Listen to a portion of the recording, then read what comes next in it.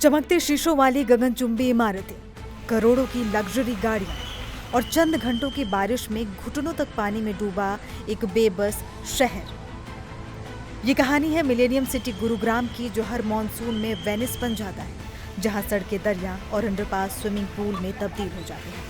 लेकिन सवाल ये कि ये कुदरत का कहर है या इंसानी लालच और लापरवाही का नतीजा। अक्सर कहा जाता है कि बारिश बहुत ज्यादा हुई, लेकिन आंकड़े कुछ और ही कहानी कहते हैं।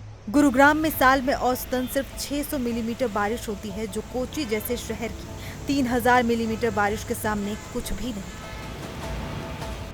तो फिर क्यों चंद घंटों की बारिश इस शहर को ठप कर देती है?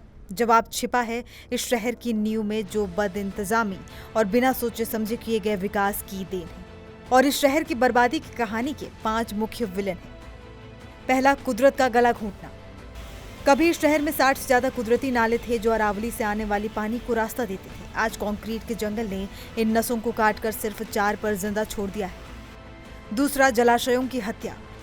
1956 में यहाँ 640 तालाब और झीलें थी जो पानी सोख लेती थी। आज 250 से भी कम बची हैं। कभी 370 एकड़ में फैली घाटा झील आज कूड़े का मैदान बन चुकी है। तीसरा, अंधाधुंध कंस्ट्रक्शंस।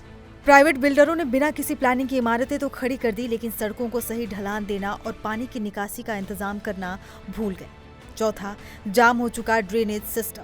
शहर का ड्रेनेज नेटवर्क दशकों पुराना है, जो आज की 20 साल की आबादी का बोझ उठाने में नाकाम है। ऊपर से कचरा और अतिक्रमण इन नालियों को पूरी तरह चोक कर देता है। पांचवां, एजेंसियों में तालमेल की कमी।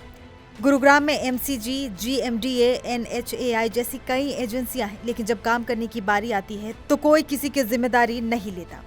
और इस नाकामी की कीमत चुकाता है गुरुग्राम का आम और खास हर इंसान।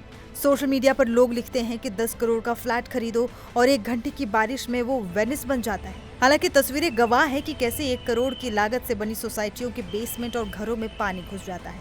हीरो होंडा चौक हो या गोल्फ कोर्स रोड, हर साल एक ही मंजर होता है।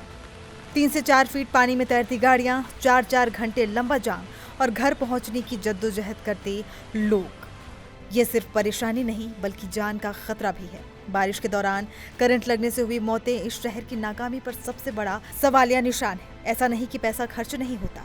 पिछले कुछ सालों में 500 करोड़ रुपए से ज्यादा खर्च किए जा चुके हैं। हर साल नालों की सफाई के नाम पर करोड़ों का बजट पास होता है। 140 से ज्यादा पंप लगाए जाते हैं, लेकिन नतीजा कुछ भी नहीं, क्योंकि ये सब सिर्फ लीपापोती है। असल समस्या की जड़ पर कोई काम नहीं कर रहा।